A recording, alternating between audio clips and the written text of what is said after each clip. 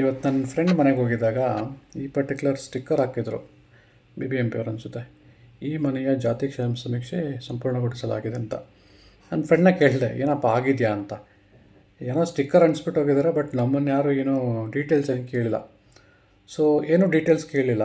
So ಜಾತಿ ಸಮೀಕ್ಷೆ ಮಾತ್ರ ಆ ಪರ್ಟಿಕ್ಯುಲರ್ ಮನೆದು ಕಂಪ್ಲೀಟ್ ಆಗಿಬಿಟ್ಟಿದೆ. ಸೊ ಮಾಡಬೇಕಾಗಿರೋ ರೂಲ್ಸ್ನ ಫಾಲೋ ಮಾಡೋದಿಲ್ಲ ಗೌರ್ಮೆಂಟ್ ಏಜೆನ್ಸಿ, ಏಡೆಡ್ ಡಿಪಾರ್ಟ್ಮೆಂಟ್ಸ್ ಎಲ್ಲ. ಬಟ್ ಕೆಲಸ ಮಾತ್ರ ಆಗಿದೆ ಅಂತ ಪ್ರೊಜೆಕ್ಟ್ ಮಾಡಿಬಿಡ್ತಾರೆ. ಹಾಗೆ ನಮ್ಮ ರಾಜ್ಯದ ಘನವೆತ್ತ ಒಂದು ದೊಡ್ಡ ಗೌರ್ಮೆಂಟ್ ರಿಯಲ್ ಎಸ್ಟೇಟ್ ಬ್ರೋಕರ್ ಆಗಿರೋ KIADB ಅನ್ನೋ ಸಂಸ್ಥೆ ಲ್ಯಾಂಡ್ ಅಕ್ವಿಸಿಷನ್ 2013ರಲ್ಲಿ ಸುಮಾರು ಮಾನದಂಡಗಳಿರುತ್ತೆ. ಒಂದು ಪ್ರಾಪರ್ಟಿ, ಒಂದು ಲ್ಯಾಂಡನ್ನ ಅಕ್ವೈರ್ ಮಾಡ್ಕೊಳ್ಳೋಕೆ ಮುಂಚೆ ಒಂದು ಇಂತಿಂಥ ಮಾನದಂಡಗಳು ಅಂತ ಫಾಲೋ ಮಾಡಬೇಕು. ಅದನ್ನೆಲ್ಲ ಇವರು ಬೈಪಾಸ್ ಮಾಡಿಬಿಟ್ಟು ಕೇಳೋರು ಇಲ್ಲಲ್ಲ, ರೈತರಿಗೆ ಏನು ಪವರ್ ಇರುತ್ತೆ ಅಂತ ಇವ್ರಿಗೆ ಅನಿಸಿರ್ಬೋದು. ಸೊ ಹಂಗಾಗಿ ಸುಮಾರು ನಿಯಮಾವಳಿಗಳನ್ನ ಫಾಲೋ ಮಾಡೋದಿಲ್ಲ.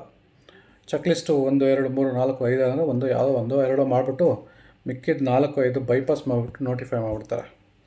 ಆಮೇಲೆ ಅವರ ಮಿಸ್ಟೇಕ್ಸ್ನ ರೆಕ್ಟಿಫೈ ಮಾಡ್ಕೊಳ್ಳೋದಕ್ಕೆ ರೈತರು ಪಾಪ ಇವಾಗ ದೇವನಹಳ್ಳಿ ರೈತರು 3 ವರ್ಷದಿಂದ ಹೋರಾಡ್ತಾಯಿದ್ದಾರೆ 1777 ಎಕರೆಗೆ.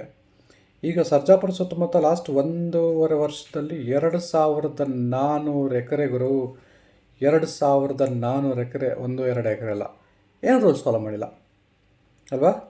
ಸೊ ಕ್ವೆಶ್ಚನ್ ಮಾಡಬೇಕು. ಜನ ಮಾತ್ರ ರೂಲ್ಸ್ ಫಾಲೋ ಮಾಡೋದಲ್ಲ ಸ್ವಾಮಿ, ನೀವು ಪ್ರತಿನಿಧಿಗಳು.